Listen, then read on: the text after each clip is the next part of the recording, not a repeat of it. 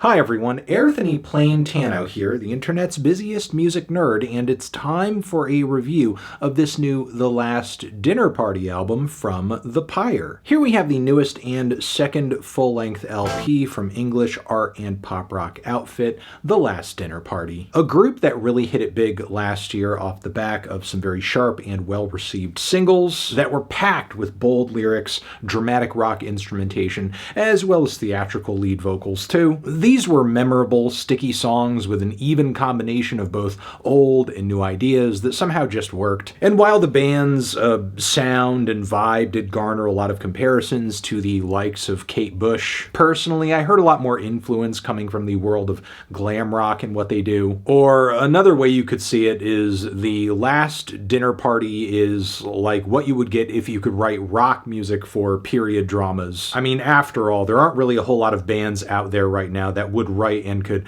actually convincingly deliver lyrics like, I'm Joan of Arc, I'm dying, just waiting for your call, I'm watching The Real Housewives, and crawling up the walls. Anyway, songs like Nothing Matters as well as Sinners were slowly building up steam through 2023 into the following year. So by the time the group was ready to drop their full-length debut, a lot of the music industry was watching them, and that record, Prelude to Ecstasy, was actually a surprisingly great first album. Just a banger-packed track list with very little in the way of any low moments or filler. But as good as that album was, The Last Dinner Party does not seem content to just rest on this impressive breakout moment, because after all the touring and promo they did throughout last year, apparently they jumped right back in the studio at the start of 2025 to write and record the follow-up with producer Marcus Draves, who has in the past worked with artists like Florence and the Machine, which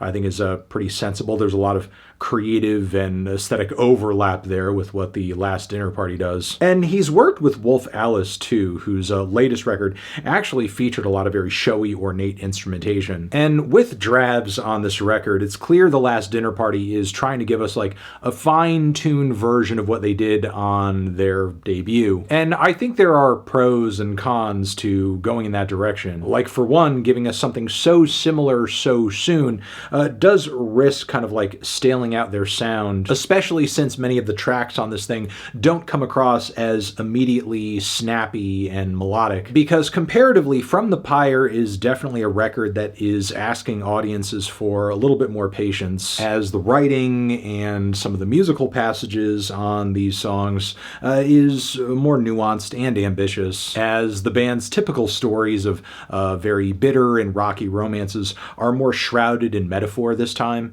For example, rather than getting beat over the head with lines like, and you can hold me like he held her, and I will fuck you like nothing matters, you get similar stories and dynamics playing out through characters and iconic figures, like on the opening track Agnus Dei, which translates to Lamb of God, or, you know, Jesus Christ, which is an interesting title for a song that essentially asks, what's love and lifelong romantic bonds in the face of fame and potentially having your name up in lights forever? And as we have lyrics on the track asking questions such as, am I enough to make you stay, the meaning intentionally gets muddled to where you have to ask, is this song about a whirlwind romance, or is it about, you know, literally the band's connection to their audience? So the very strong start to this record is bolstered by some very good singles that dropped in the lead up. There's Second Best, with its driving chorus and righteous lyrics about moving on, essentially when somebody has moved on from you, or has, you know, given you cause to make them second in your life to someone else who's waiting downstairs because there's always someone downstairs. It's one of the catchiest tracks here, and I do like the way the bridge of the song kind of flips the meaning of the track, or at least like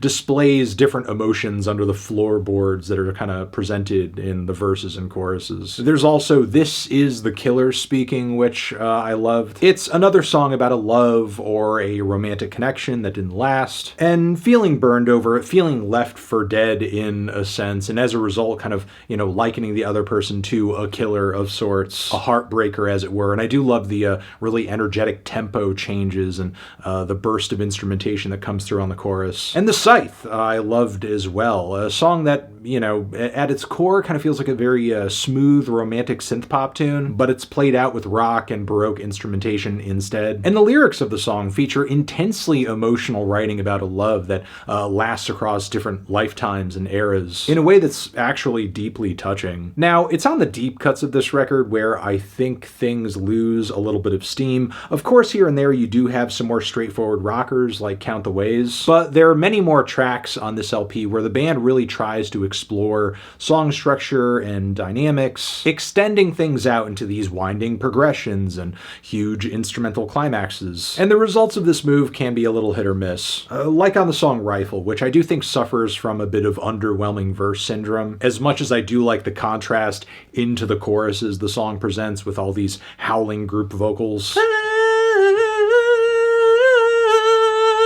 I don't blame the band for wanting to change things up a little bit in terms of pacing and different passages within the song, but I don't think they've truly reached a place with it yet to where the song feels edge of your seat, even as they're moving from moment to moment to moment. There are spots and changes in which the momentum gets a bit lost, like on Woman is a Tree, which doesn't feel like a song as much as it does like a soundtrack piece or an interlude that was extended out a bit too long. Whatever potentially sharp message or melody there is in this one does get a little lost in the grandiosity of it all. And while I do think Hold Your Anger is definitely one of the better tracks of the bunch here, the piano ballad that the band tries to execute on Sail Away does leave a lot to be desired, especially in its final moments, where the song doesn't really build up into much and it just kind of ends abruptly out of nowhere for the most part. And the closing track, comparatively to me, while it is passable, it just feels like such a blah moment, I suppose. I mean, for a good deal of the song, the dramatic performance style that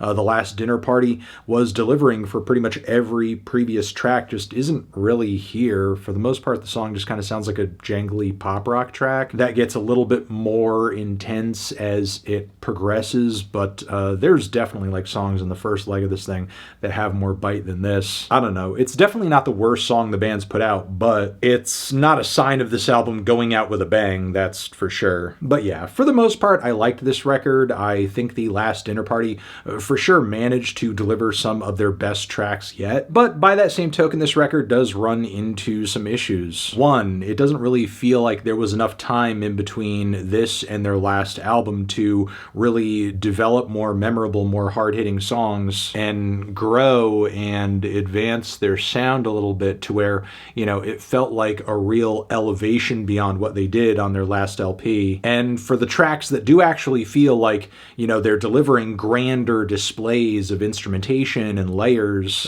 sometimes the songs and the progressions of these songs are just getting a little bit lost in all of that new noise. So while I don't think the direction this album was heading in is a bad one overall, maybe it just needed more time to incubate, I'm not entirely sure. Either way, I'm currently feeling a decent 2 strong 7 on this one. Transition, have you given this album a listen? Did you love it? Did you hate it? What would you rate it? You're the best, you're the best. What should I review next? Hit the like if you like. Please subscribe and please don't cry. Hit the bell as well. Over here next to my head is another video that you can check out. Hit that up or the link to subscribe to the channel. Anthony Fantano, The Last Dinner Party, forever.